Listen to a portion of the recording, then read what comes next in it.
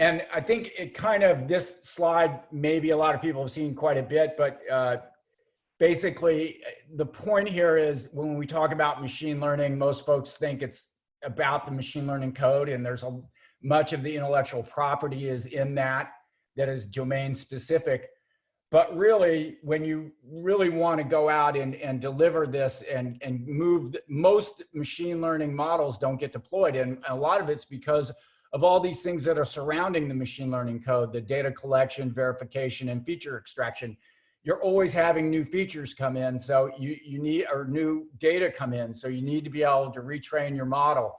And machine resource management. So this is making sure that you're using your machines as effectively as possible, especially if you've got GPUs. But if you're running on a machine learning environment that's got a controller and workers, and that has to work with a Kubernetes layer that has a master and workers, you need to be able to coordinate those with things like operators and CRDs and analysis tools to be able to look at your data sets, as well as to tune your models quickly, because the hyperparameters that you have outside of the model actually can influence how well and how fast your model will run.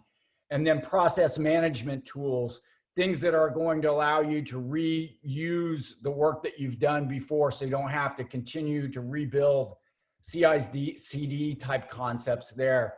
And of course, serving infrastructure. When you take it out and put it into serving, you probably have a model already, and maybe you want to bring in a new model, but you don't want to bring it in all at once. So you want to be able to use canaries or AB and have auto scaling.